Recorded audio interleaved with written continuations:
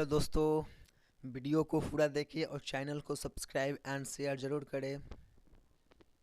चलिए आज जो पढ़ाने हम लोग जा रहे हैं उसका नाम हेलो क्या है? दोस्तों, आज बात पाइथागोरस करने वाले थ्योरम। हैं हम पाइथागोरस प्रमेय के बारे में, जिसका स्टेटमेंट क्या होता है। किसी समकोण त्रिभुज में कर्ण का वर्ग है जो शेष दो भुजाओं के वर्गों के योग के बराबर होता है, जो मैंने यहाँ पे लिख दिया है।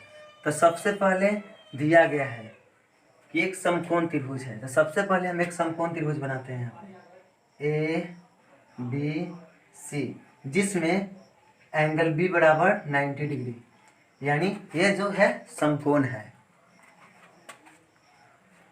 यानी दिया ही गया है क्या, त्रिभुज ए बी सी एक समकोण त्रिभुज है। समकोण त्रिभुज है जिसमें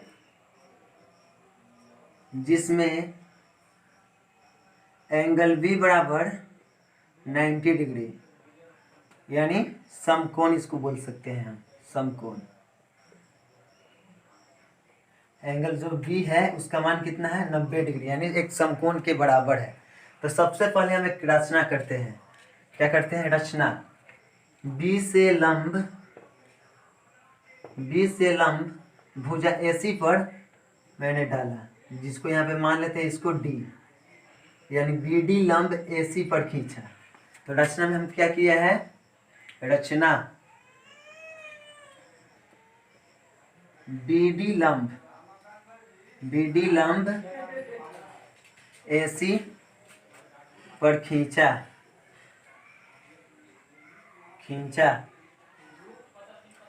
तो इससे प्रमाण क्या मिल रहा है? अंदर जो है दो बराबर भागों में बंट गया है, यानी एक त्रिभुज ऊपर बना है, एक त्रिभुज नीचे बना है, एक जो है एक बड़ा है। तो प्रमाण क्या मिल रहा है हमको?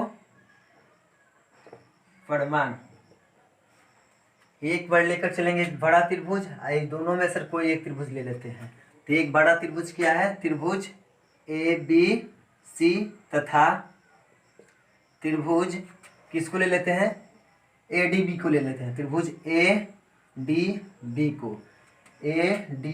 को यहाँ पे अगर लंब हम डालें तो ये कितना है? 90 डिग्री, और ये भी है 90 डिग्री। तो ये दोनों में देखिए क्या हो रहा है। तो छोटा त्रिभुज क्या लिए हैं? ए डी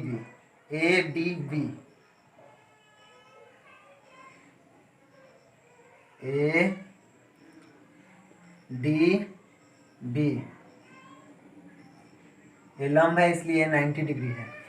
तो त्रिभुज ए बी सी तथा त्रिभुज ए डी बी में हमको क्या मिल रहा है? एंगल बी बराबर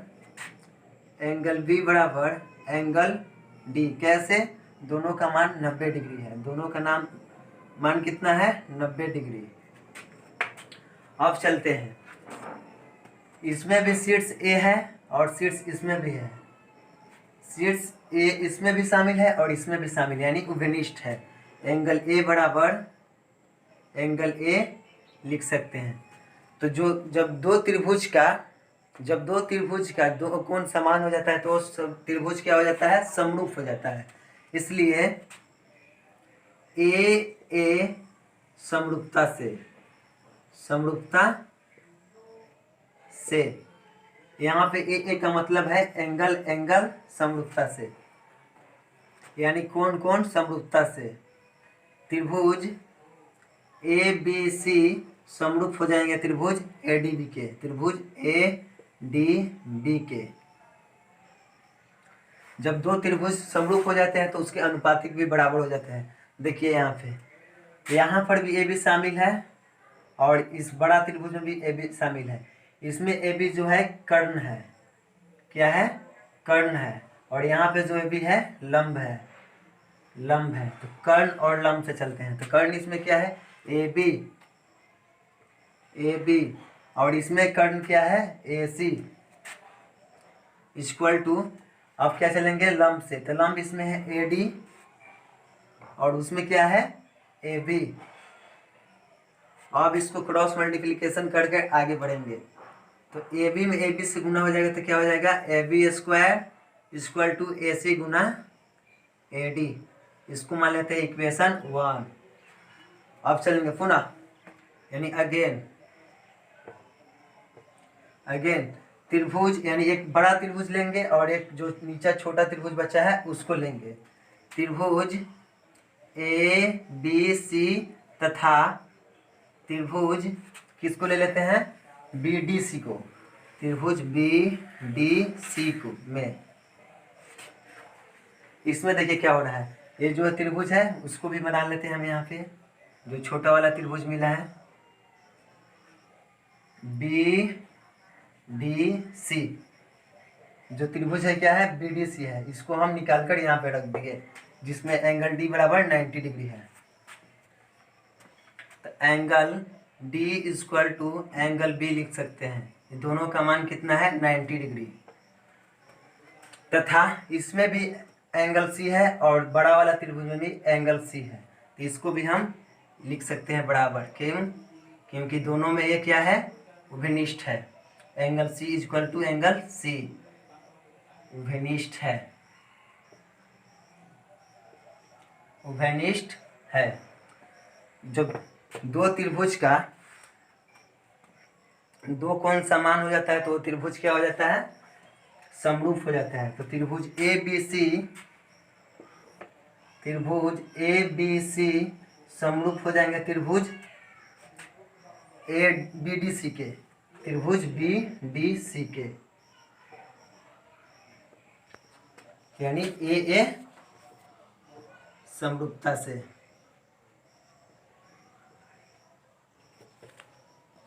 जब दो त्रिभुज समरूप हो गए हैं तो इसमें भी अनुपातिक बराबर होगा। इसमें भी देखिए BC शामिल है और इसमें भी BC शामिल है। बड़ा वाला में BC क्या है, आधार है, और छोटा वाला में BC क्या है, कर्ण है, कर्ण है। तो आधार और कर्ण से चलेंगे। तो इसमें आधार क्या है BC बाई BC, और इसमें क्या है, कर्ण क्या है BC, और इसमें है AC। तो BC बटा AC, इसको क्रॉस मल्टीप्लिकेशन करके आगे बढ़ते हैं। DC गुना AC equal to BC square, यानी इसको हम लिख सकते हैं BC square equal to DC गुना AC। इसको मान लेते हैं इक्वेशन 2। अब नाउ यानी अब समीकरण 1 और 2 को जोड़ने पर से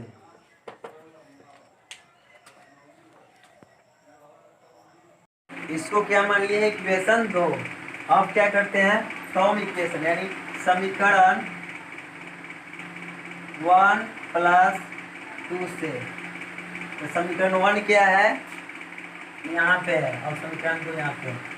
इसमें LHS AB स्क्वायर है और इसमें LHS क्या है, BC स्क्वायर। तो क्या हो जाएगा, AB square plus BC square बराबर LHS को जोड़ लिया, क्या है RHS। तो AD इंटू AC है, AD इंटू AC प्लस क्या है BC गुना AC, BC गुना AC। तो क्या हो जाएगा, AB square plus BC square equal to, दोनों में कॉमन किया जा रहा है AC को कॉमन हम कर लेंगे, AC को कॉमन कर लिए। यहाँ पर क्या बचा AD और प्लस इधर क्या बचा BC। AB square equal two plus BC square बराबर क्या हो जाएगा AC गुना, देखिए यहाँ पर AD है, AD यहाँ से लेकर यहाँ तक है, ये है DC, यानी DC यहाँ से लेकर यहाँ तक है, यानी AD प्लस BC को हम AC नहीं लिख सकते हैं क्या, AD प्लस BC को हम AC लिख सकते हैं, जो यहाँ पे फिगर में पूरा दिखाई दे रहा है। AC इसको लिख सकते हैं।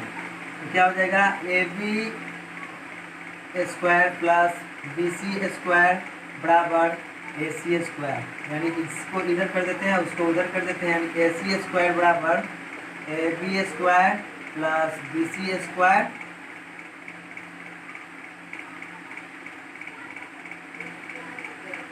प्रूफ